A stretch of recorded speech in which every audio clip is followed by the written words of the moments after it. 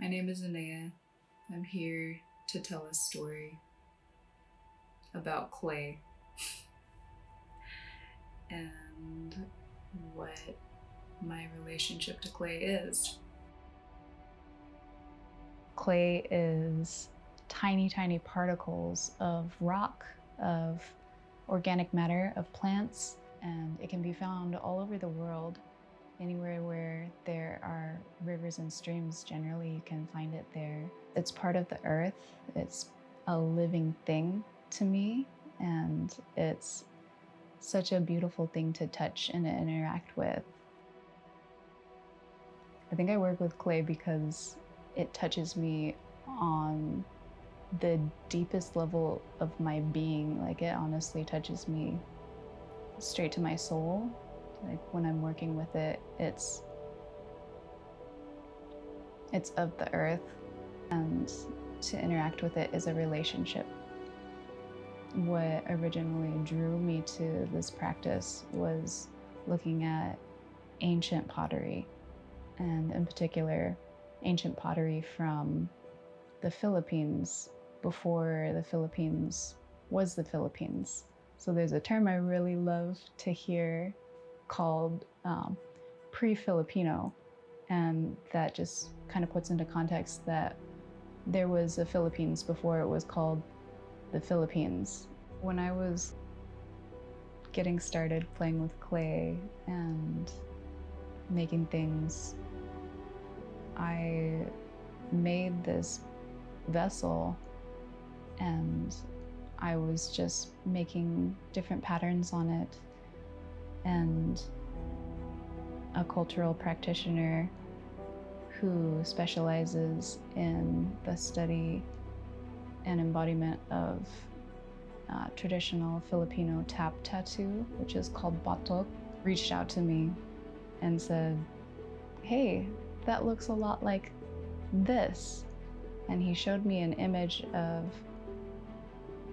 ancient pre-Filipino pottery from the Field Museum in the archives.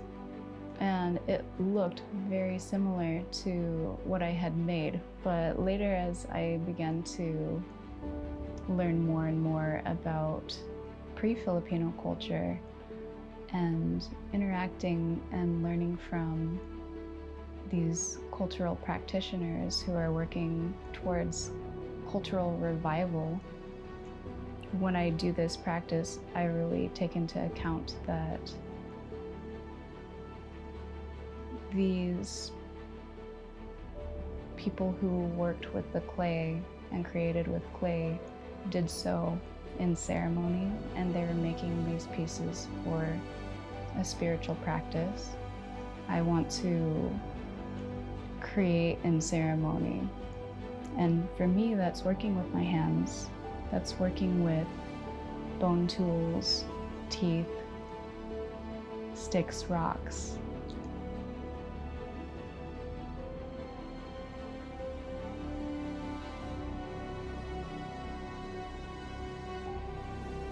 I'm also a stay-at-home mother, and I don't necessarily feel like I have really any time to pursue this in this season of life with a toddler and with the multiple responsibilities of day-to-day living. Like, it's hard. So when I do these projects, I am borrowing time.